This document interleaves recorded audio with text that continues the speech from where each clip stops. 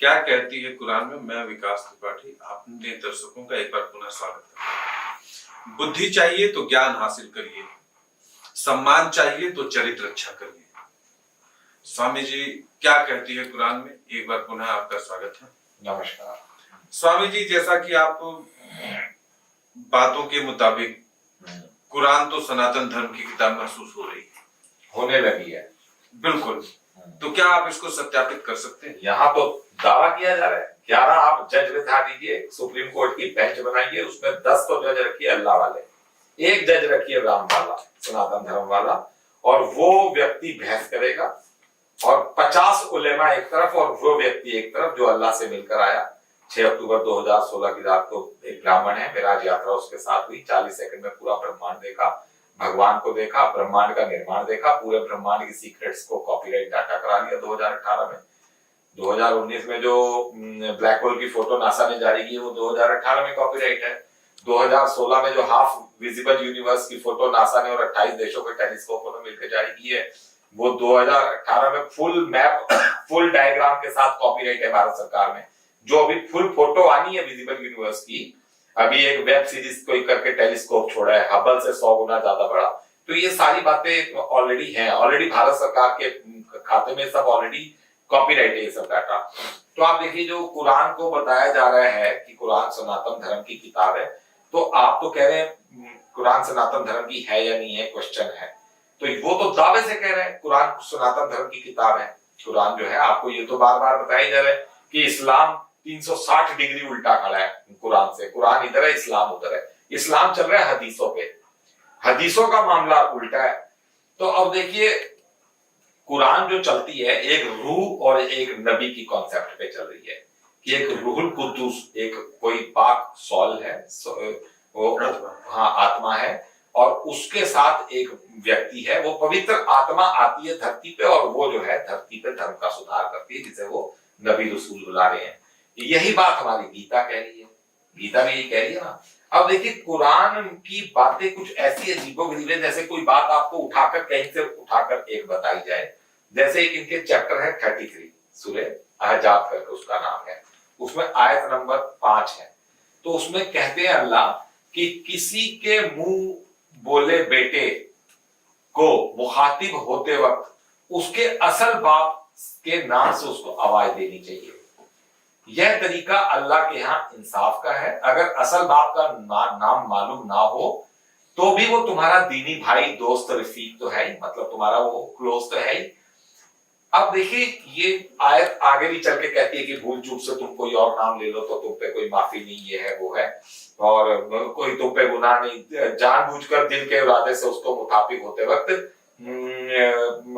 बाप के नाम के बिना, मतलब बाप के नाम के निस्बत के बिना उसको आवाज दी तो उसका गुनाह तुम पर जरूर लागू होगा। तो देखिए इसमें एक बात तो गाली आ रही है कि गाली को अल्लाह कैसे रिजेक्ट कर रहे हैं कि गाली नहीं देनी। अब देखिए ये बात तो हमारा जो शुद्ध सनातन धर्म का जो शुद्ध स्वरूप है वो कहां पर है? साउथ इंडिया में। साउथ इंडिया में आदमी का नाम कैसे लिया जाता है? बाप के साथ, ठीक है। कुरान कह रही है किसी को बुलाओ तो उसके बाप के नाम के साथ उसको मुखातिब हो। तो देखिए कुरान वो बात कह रही है जो शुद्ध सनातन धर्म मानता है साउथ इंडिया का, कि भाई आदमी अपने बाप का नाम साथ जोड़ता है, ठीक है ना। असली साउथ इंडियन भी सनातनी मारे जा रहे हैं, चलो वो तो सारे ही है सारा। फिर अल्लाह कह रहे हैं कि जब तुम्हें उसके बाप का नाम नहीं पता तो फिर भी वो तुम्हारे दीनी भाई रफीक दोस्त तो है। अब देखिए कुरान कितनी बड़ी बात कह रही है कि जब आपको नहीं पता वो किसकी औलाद है, यानी वो मुसलमान की है, हिंदू की है, सिख की है, क्रिश्चियन की है, यहूदी की है, किसकी है, बुद्ध की है, तो फिर अल्लाह कह रहे हैं कि भाई तुम्हारा वो दीनी भाई तो है। तो यानी वासुदेव कुटुंबकम हो गया सेट, या ठीक है, हो गया ना। अल्लाह कह रहे हैं कि तुम्हें उसके बाप का नाम नहीं पता, इसका मतलब जब बाप का नाम नहीं पता तो इसका मतलब आपको यह भी नहीं पता कि वो इस्लाम का है, कौन से धर्म का है। अल्लाह कहते हैं तुम्हारा वो दीनी भाई तो है। दीनी भाई मतलब मेरे तुम सब बच्चे हो, दीनी भाई को काट दो तो अगला शब्द है कि तुम्हारा दोस्त तो है, रफीक तो है। तो अल्लाह कितने प्यार से समझा रहे हैं कि तुम सब वासुदेव कुटुंबकम, तुम सब भाई हो, और बिना किसी मतलब कोई भूल चूक से तुम कोई नाम ले बैठो तो तुम पे कोई गुनाह नहीं, मगर तुम जानबूझकर उसको बिना बाप में कोई और आवाज दोगे, गाली गाली आ गई, जो एकदम गाली देकर बुलाते हैं। अल्लाह गाली को रिजेक्ट करे। मैं बताया कुरान यहाँ बताया जा रहा है, कुरान का एक एक शब्द साइंस है अपने आप में। तो एक देखिए, एक 49 इनका चैप्टर है, उसमें हुजूरात करके कोई उसका वो है, उसमें कहते हैं बेशक ईमान वाले आपस में भाई हैं, सुलह कायम रखो, अल्लाह से डरो। अब बताओ, ईमान वाले आपस में भाई हैं, ईमान का आपको बताया कि ईमान और नेक कर्म, अल्लाह हर जगह कुरान में कह रहे हैं जब तुम आओगे तो तुम्हारे ईमान और नेक कर्म की वजह से तुम्हें जन्नत मिलेगी। तो ईमान क्या है? ईमान है आपकी बेस्ट रूटीन, सुबह उठे, नहाए धोए, पाठ पूजा किया, ऑफिस गए, अपनी रोजी रोटी के काम किए, शाम को घर आए, बच्चों को पढ़ाया, बीवी से बातें की, पड़ोसियों के काम किए, परिवारों में देखा, और एक डिसिप्लिन्ड रूटीन जो है ईमान है। कुरान के मुताबिक डिसिप्लिन्ड रूटीन इज ईमान। और नेक कर्म, हर जगह ईमान के साथ नेक कर्म जोड़ रहे हैं अल्लाह, ईमान और नेक कर्म। और नेक कर्म क्या है? Be helpful.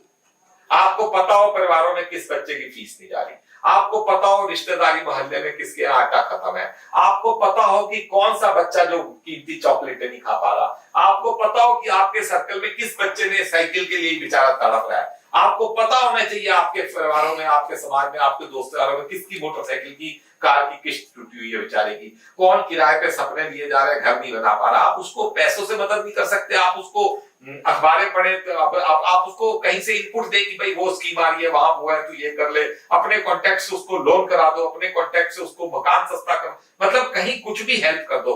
ईमान और नेक कर्म की ये कुरान ये बता रही है, ईमान और नेक कर्म ये है।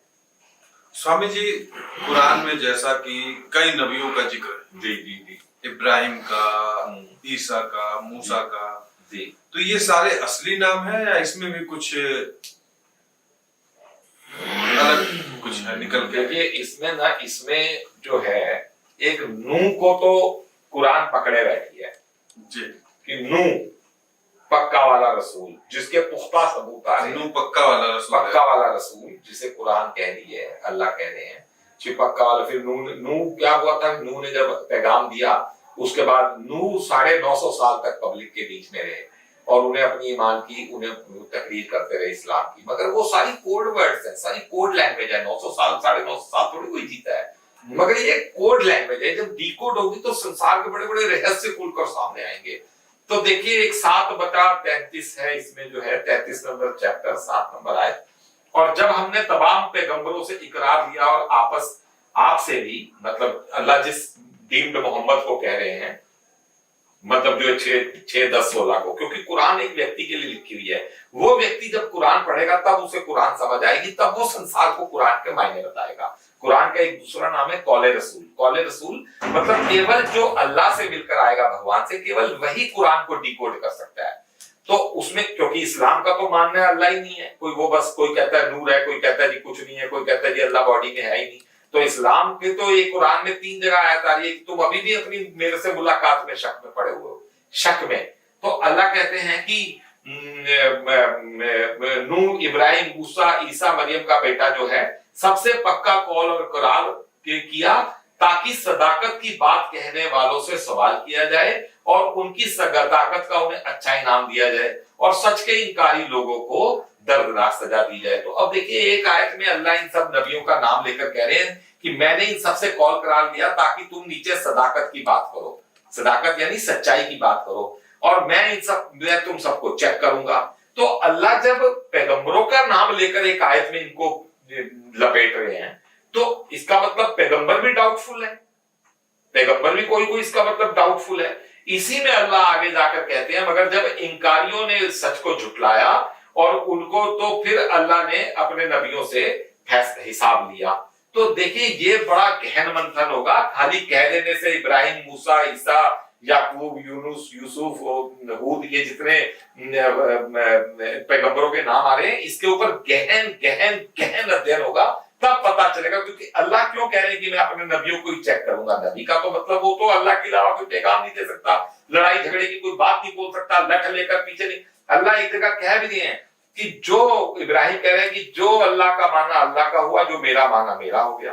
तो ये तो चेक करना पड़ेगा कि इब्राहिम ने तो अल्लाह से उनको बाईपास करवा दिया, जो मेरे पीछे चला वो मेरा हो गया। तो ये जो है ना, बड़ी गहन अध्ययन की चीज है।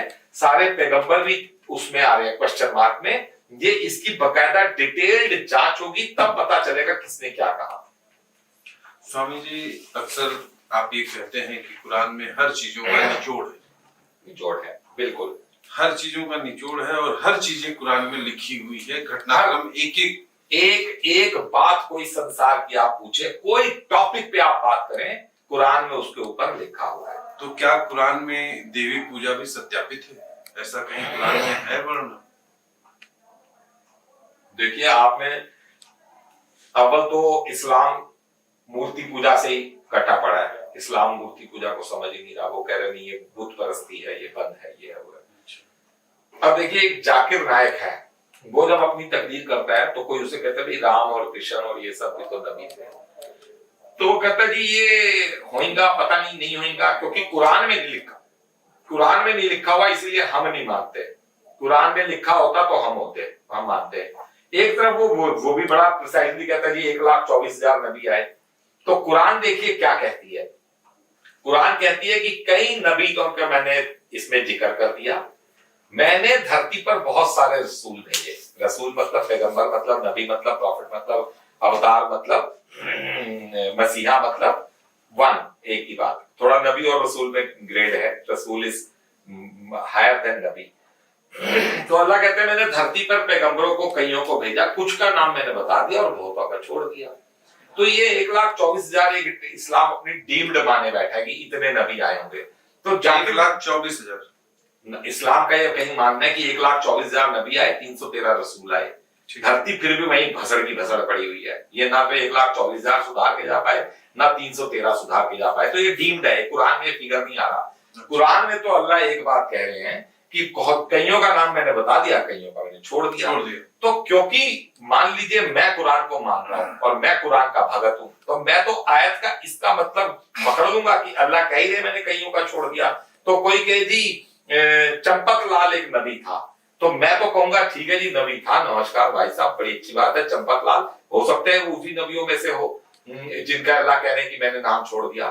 तो ये जाकिर नाइक जैसे जो है ना, जिनको कई अल्लाह वाले भी अपने जो वो बहुत बड़ा पत्रकार है, कौन सा है, एक पत्रकार है ना, उसका नाम नहीं ध्यान आ रहा, वो ब्रिटिश उसका पत्रकार था बीबीसी का, बाद में वो अपना वही इस्लाम वाला ही है, वो तो जाकिर नालायक बुलाता है, जाकिर नालायक। वो कहते हैं जितना बोलते हैं ना, वर्ष नंबर ये, वर्ष नंबर वो, चैप्टर नंबर ये, चैप्टर नंबर वो, वेदा नंबर ये, वेदा नंबर, कह रहे हैं सब रटी रटाई है।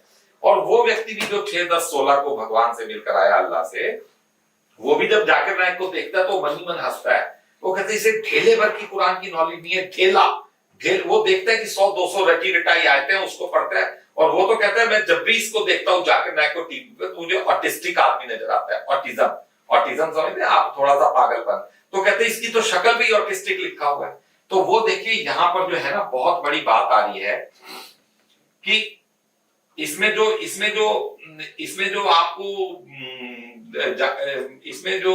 जाकिर नाइक का एक बात और बता दी जाए। जैसे जाकिर नाइक कहता है किसी अपनी तकरीर में, वो कहता है जी, कोई उसको आगे सवाल करता है जी मूर्तियां जरूरी है ध्यान लगाने के लिए, ये हुआ है, तो कहता है इसका मतलब इस्लाम तो मैच्योर है, इस्लाम तो बहुत मैच्योर है, इस्लाम को तो तुम्हें ध्यान लगाने के लिए मूर्तियां चाहिए, इस्लाम को मूर्तियां चाहिए ही नहीं, इस्लाम इतना मैच्योर है।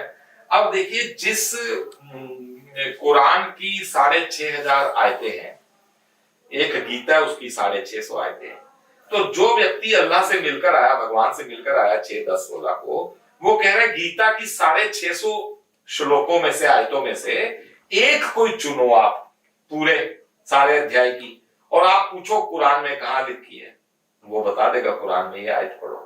कुरान की 6,500 आयतों में से कोई एक चुनो और पूछो गीता में ये कहां लिखी हुई है। गीता में भी अर्जुन को कह रहे हैं ना, मार इन्हें, तू नहीं मारेगा तब भी मरे हुए हैं, मैं इन्हें मारे बैठा हूं, तेरा तो केवल निमित्त मात्र नाम होना है।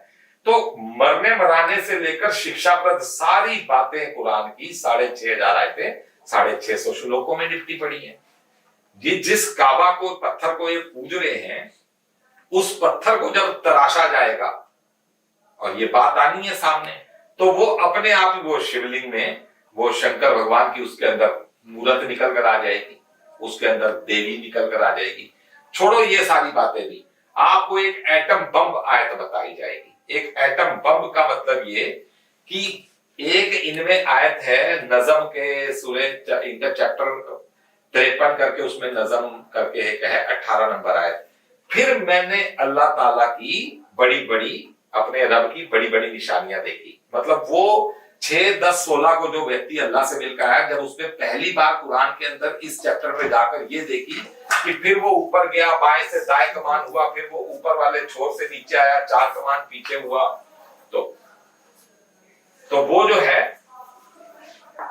वो जो है उसकी ठीक अगली आयत है कि उसमें अल्लाह 3 देवियों का नाम दे रहे हैं, लात, उज्जा, मानत के बारे में तुम्हारा क्या। तो देखिए जो कुरान की सबसे भयंकर आयत है, सबसे बड़ी, फिर मैंने अपनी रब की बड़ी बड़ी निशानियां देखी, 8 नंबर 18 नंबर, उससे ठीक अगली आयत में अल्लाह 3 देवियों की बात कर रहे हैं, उनके बारे में तुम्हारा क्या विचार है। तो ये जो है ये सनातन धर्म की है और उससे साबित है, ये देवी पूजा की इसमें जगह जगह जिक्र है। स्वामी जी, अभी हमारा कार्यक्रम चल रहा था, इसी दरमियान आपके घर से फोन आया था जी, माता जी की तबीयत के बारे में। जी। तो क्या कभी आपने ऐसा पढ़ा है कि जो है आप कोई कार्यक्रम यूं करते रहेंगे और उस बीच में माता जी की तबीयत खराब होगी और ऐसा सुनने में आएगा, या जो आप कहते हैं ना कि जब कुरान में हर एक चीज पंक्तिबद्ध, जी, तो मैं चाहूंगा कि अगर इस पे कुछ अगर कुरान देखिए कुरान में ये है, कुरान कहती है माता पिता की बहुत सेवा करो, ये करो, मगर कुरान इस बात से आश्वस्त कर रही है अपने बंदे को, जो बंदा लगा हुआ है, कि जब तू मेरा काम कर रहा होगा तो तेरा बाल भी बांका नहीं होगा। तो वो माता जी के फोन को भी निगलेक्ट किया गया, माता जी को अस्पताल ले जाने से निगलेक्ट किया गया, क्योंकि पता है काम अल्लाह का और कुरान का हो रहा है। माता जी 100 किलो का पत्थर भी कोई उन्हें देगा तो उठा लेंगे, अस्पताल की उन्हें जरूरत नहीं पड़ेगी जब तक कुरान का काम चल रहा होगा। चलिए, हम भी माता जी की लंबी दुआओं के लिए कामना करेंगे और आपकी बातें 100% सत्य हो जी, कि माता जी स्वस्थ रहें। क्या कहती है कुरान में, आज की चर्चा हम यहीं समाप्त करेंगे और अपने दर्शकों को धन्यवाद देना चाहेंगे।